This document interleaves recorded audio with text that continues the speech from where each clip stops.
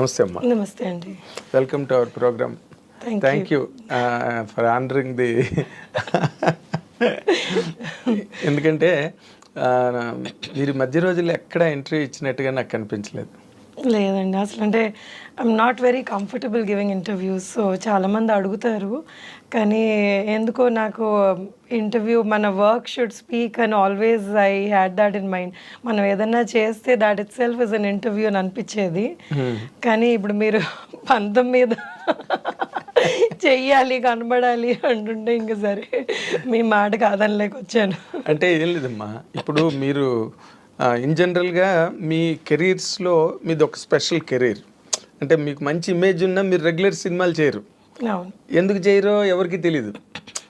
మీరు సైన్ చేయరా, లేకపోతే మీరు వచ్చిన క్యారెక్టర్లు మీకు నచ్చవా, ఏంటి అన్నది అందరికీ ఒక $1 మిలియన్ క్వశ్చన్, లేకపోతే ఒక సస్పెన్స్ సినిమా. సస్పెన్స్ ఏం కాదండి. వాట్ హ్యాపెన్స్ ఇస్ నాకు ఒక లుక్ ఉంది. సో చాలామంది ఈ లుక్ని మనం మార్చి వేరేలాగా చెయ్యాలి అన్న రిస్క్ చాలామంది డైరెక్టర్స్ తీసుకోరు. So most of the time what happens is మనం ఒక ఇమేజ్ సెట్ చేసుకుంటే ఆ స్టీరియోటైప్ అయిపోతుంది అనమాట. సో బిగినింగ్ నుంచి నేను ఒక చిన్న కామెడీ, కానీ ఒక మదర్ వదినగాను, మదర్ అంటే ఈ మధ్య చేస్తున్నాను, వదిన అక్క ఇవి చేయడం బట్టి ఏమైందంటే అందులో సెట్ చేసేసుకున్నారనమాట. సో ఏదైనా డిఫరెంట్ ట్రై చేయాలి అంటే that person should actually want to risk that అనమాట. వీటితో మనం చేయగలమా అన్నది వాళ్ళ కాన్ఫిడెన్స్ ఉండాలి. వాళ్ళకుంటే ఇంక చేయించుకోవడానికి మీకేం అభ్యంతరం ఉండదు. నాకేం ఉండదండి. అంటే కొన్ని చూడండి, ఇఫ్ యూఆర్ ఆస్కింగ్ మీ ఎలాంటి క్యారెక్టర్స్ అభ్యంతరం ఉంటాయి అంటే, నేను నా బాడీ లాంగ్వేజ్ సెట్ కానివి అలాంటివి ఏమైనా అభ్యంతరం ఉంటాయేమో కానీ, బట్ అదర్వైజ్ యాక్టర్కి ఏ క్యారెక్టర్ వచ్చినా కానీ మనం చెయ్యాలనే ఉంటుంది కదా, వదిలేయాలని అయితే ఉండదు 100%. కానీ అంటే ఇప్పుడు మీరు ఆనంద్ సినిమా నుంచి స్టార్ట్ అయితే, అంతకుముందు నార్మల్గా డాలర్ డ్రీమ్స్ బిగినింగ్, తర్వాత ఆనంద్తో మీరు బాగా ఎస్టాబ్లిష్ అయ్యారు. అందులో డైలాగ్ ఉంటుంది కదా, ఎవరు పేరు చెప్తే అని చిరంజీవి గారు ఇంద్ర సీన్ వేసి నువ్వు సినిమాలు ఎక్కువ చూస్తా అన్నాడు. ఆ డైలాగ్ ఎంత పేలిందంటే థియేటర్లో.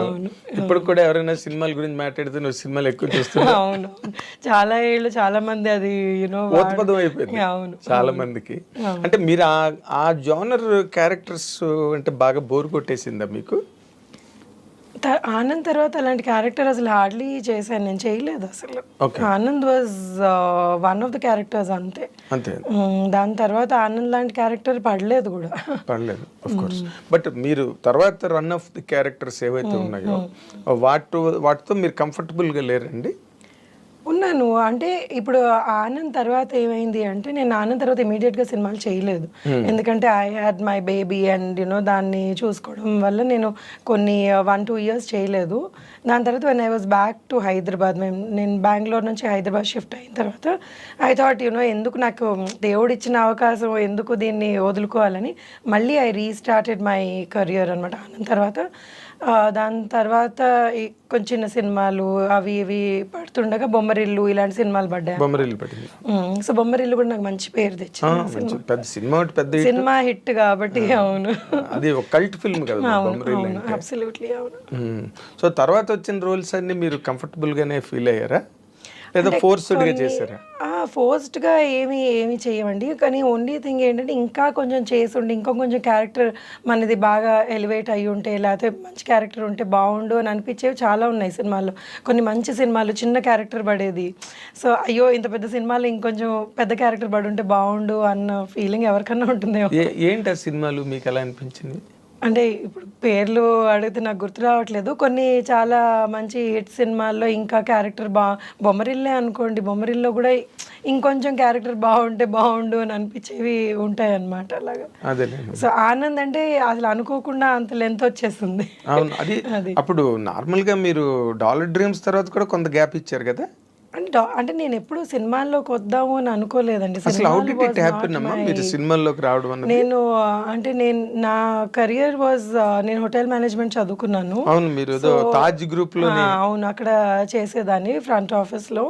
సో శేఖర్ వాళ్ళ కో ప్రొడ్యూసర్ సునీత గారు అని, సునీత తాతి అని ఒక ఆవిడ ఉన్నారు. ఆవిడతో వచ్చి లంచ్కో దేనికో వచ్చారు, లేకపోతే ఆవిడ లంచ్కి వచ్చారు. So they saw me there అనమాట. అరే ఈ అమ్మాయి బాగుంటుంది, మనం సినిమా చేస్తున్నాం కదా, ఈ అమ్మాయిని అని అడుగుదాము అని అడిగారు. సో వీళ్ళు ఏం అడుగుతున్నారో కూడా నాకు అర్థం కాలేదు అప్పుడు. సో నా క్లాస్మేట్ ఒక అబ్బాయికి చెప్పాను, ఇలా అడుగుతున్నాను, చాలా చిన్నదాన్ని అప్పుడు, ఇలా అడుగుతున్నా, ఏముంది ఏం పోతుంది ఆడిషన్ అంటే పోదాం పదా, బైక్ మీద వెళ్ళాం ఆడిషన్. సో అది వాళ్ళు ఫ్లాట్లోనో ఇక్కడ చేశారు. మేము అనుకున్నాం ఏంటి ఫ్లాట్లో ఆడిషన్స్ ఏంటో, అసలు ఆడిషన్ అంటే కూడా తెలియదు. సో వెళ్తే ఏదో డైలాగులు చెప్పారు, అది ఏం చెప్పానో కూడా నాకు గుర్తులేదు ఇప్పుడు. So they said okay will work అని. సో ఆ ఎంటైర్ ఫిల్మ్ నా షిఫ్ట్ ప్రకారంగా జరిగిందనమాట. సో నేను ఈ షిఫ్ట్లో ఉన్నాను అంటే పాపం Sekhar would plan the morning shoot, లేకపోతే ఈవినింగ్ షూట్ అలాగా. సో అలా చేసుకుంటూ చేసాను. బికాస్ ఐ నెవర్ థాట్ ఇది సినిమాలు నా కెరియర్ అవుతుంది అని నేను ఎప్పుడు అనుకోలేదు. ఆ టైంలో అసలు ఊహించలేదు కూడా. సో వచ్చింది ఏదో చేసుకున్నాము అంతే, ఇంక దాని తర్వాత మర్చిపోయాను కూడా దాని గురించి. సో అంటే ఇట్ వాజ్ బికాస్ బ్యాక్గ్రౌండ్ లేదు కదా, so I didn't even know what that was. మీరు మామూలుగా మీ బ్యాక్గ్రౌండ్ ఏంటమ్మా? అంటే మా పేరెంట్స్ ఇద్దరు బ్యాంక్ అండి. సో దే యూస్ టు SBIలో పనిచేసేవాళ్ళు. అండ్ మా గ్రాండ్ పేరెంట్స్ కానివ్వండి ఏమన్నా వాళ్ళందరూ ఎంప్లాయీస్ అనమాట. ఓకే, సినిమాకి సంబంధించిన వాళ్ళు ఎవరు లేదు, అస్సలు కనెక్షనే లేదు. ఓకే, ఇక్కడ తెలంగాణలో నేను పుట్టి పెరిగిందంతా ఇక్కడే తెలంగాణ, హైదరాబాద్. సో ఆ ఎడ్యుకేషన్ అంతా కూడా హైదరాబాద్ లోనే చదువుకో. సో మీరు హైదరాబాద్ పిల్ల అనమాట. అవును, తెలంగాణ అంటే ఆంధ్ర, పేరెంట్స్ ఆంధ్ర అయినా కానీ నేను పుట్టి పెరిగిందంతా ఇక్కడే. ఆంధ్ర అంటే ఎక్కడమ్మా? గుంటూరు. ఓకే. బట్ అమ్మది రాజమండ్రి, ఫాదర్ది Guntur. But born and brought up అంతా మీరు ఇక్కడ వాళ్ళు ఇక్కడికి వచ్చేసారు అనమాట ఉద్యోగాలకి, దానికి వాళ్ళు ఇక్కడికి వచ్చేస్తే ఇంకా మేము ఇక్కడే పుట్టాం. అంటే తెలంగాణ వేరు, ఆంధ్ర వేరు, బట్ హైదరాబాద్ మళ్ళీ కంప్లీట్ గా సెపరేట్ గా వేరే. అవును, ఇక్కడ ఆంధ్ర వాళ్ళు యాక్చువల్లీ చాలా ఎక్కువ మంది ఉన్నారు. తర్వాత హైదరాబాద్ కల్చరు అంటే వెర్స్టైల్ పీపుల్ ఇక్కడ వేరియస్ స్టేట్స్ నుంచి గట్రా ఉండడం, వెరీ కాస్మో పాలిటిక్స్ సిటీ. మీ గ్రోయింగ్ అంతా ఎలా నడిచిందమ్మా ఇక్కడ? అంటే యు ఆర్ ఫాస్ట్ గర్ల్ అంటే మామూలుగా ట్రెడిషనల్ కన్వెన్షనల్ గర్ల్ మీరు? అంటే I can be both. So ఇటు I can understand what fast, because నా ఫ్రెండ్ సర్కిల్ ఇలా కూడా ఉన్నారు. And being traditional because I'm married and so మా ఇన్-లాస్ సైడ్ వీళ్ళందరూ చాలా ట్రెడిషనల్. సో అలా కూడా ఉంటాను అనమాట. So I can adapt my self to both the cultures. అంటే మీకు చాలా తొందరగా అయిపోయినట్టుంది మ్యారేజ్ కదా? అరేంజ్డా love marriage? Love marriage. Okay, love come అరేంజ్డా? Love come arranged. Absolutely right. అదే అంటే వెంటనే మిస్ అయిపోయి వెళ్ళిపోయి చేసుకున్న కైండ్ ఆఫ్ మ్యారేజ్ కాదు, అందరికి తెలిసి. అవునవును, పెద్దవాళ్ళకి చెప్పే చేసుకున్నాం. అంటే ఇప్పుడు వాళ్ళ పేరెంట్స్ కూడా తను కన్విన్స్ చేసి, వాళ్ళు కొంచెం ఇబ్బంది పడ్డారు ఎందుకంటే తెలుగు అమ్మాయి అని, వాళ్ళు తమిళియన్స్. తెలుగు అమ్మాయి అని కొంచెం వాళ్ళు they were not very comfortable. But my husband's cousins and all చాలా వాళ్ళని కన్విన్స్ చేసేసి, లేదు మంచి అమ్మాయి, అదే నబ్బడిలో మంచి జడ ఎవరికి తెలియదు కదా, సో కన్విన్స్ చేసి అందరూ నటిస్తారు కదా పెళ్లికి ముందు, తర్వాత పెళ్ళి అయిన తర్వాత కదా. అయ్యో మరి అంటే నటిస్తారు అని ఏం కాదు, అంటే జనరల్ గా పెళ్లికి ముందు అందరూ ఎవరి బార్డర్స్ లో వాళ్ళు ఉంటారు. They want be good, best side portray చేస్తుంటారు. పెళ్ళేక అసలు సినిమా స్టార్ట్ అవుతుంది. అవును, అబ్సల్యూట్లీ రైట్. కానీ ఇంకోటి ఏమైతుందంటే యాజ్ యూ గ్రో కదండి, there are lot of things that change within us also. మన వ్యక్తిత్వం చేంజ్ కాదు కానీ కొన్ని మనకి మనం వాట్ వి ప్రయారిటైజ్ ఇవన్నీ చేంజ్ అవుతూ ఉంటాయి. సో పెళ్ళైన వెంటనే లేదు మనకి ముందు ఒకలాగా ఉన్నావు ఇప్పుడు ఒకలాగా ఉన్నావు అంటే we can't even say that. ఎందుకంటే ఎవరి జర్నీ వాళ్ళది, ఆ జర్నీలో వాళ్ళు మారుతూ ఉంటారు. సో అది యాక్సెప్ట్ చేసి if you're still together then that's the marriage కదా.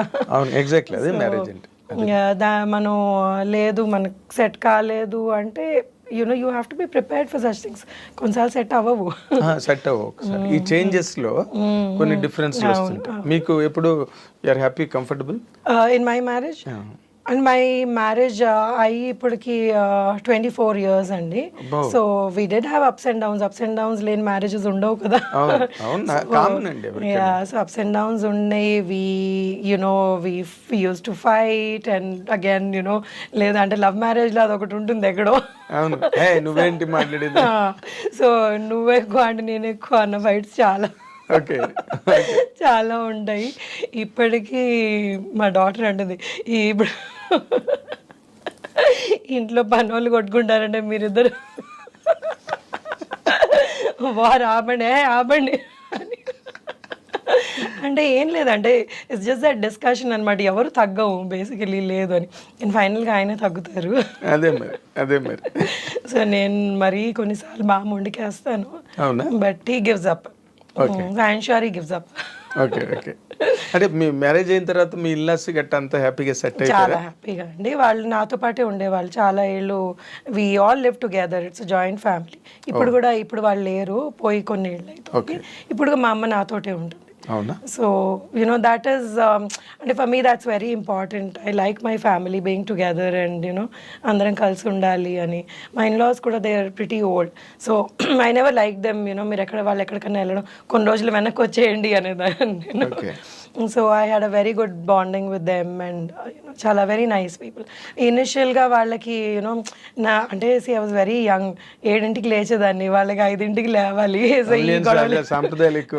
ఈ సాంప్రదాయాలు ఎక్కువ ఉండేటప్పటికి ఆ చిన్న చిన్న ఇవి అయ్యేవి.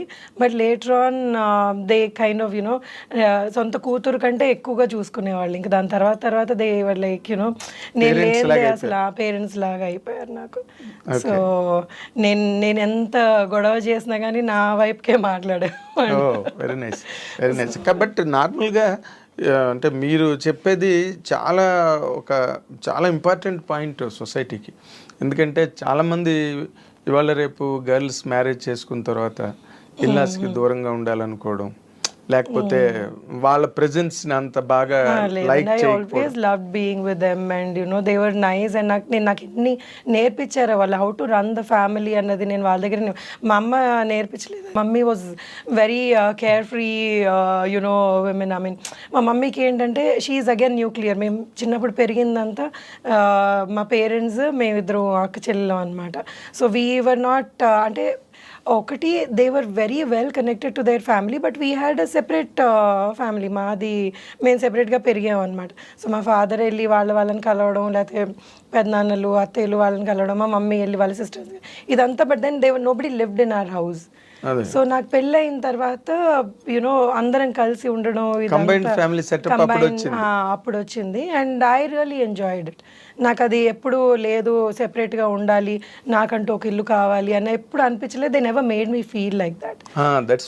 They never made me feel like that and they taught me so many things.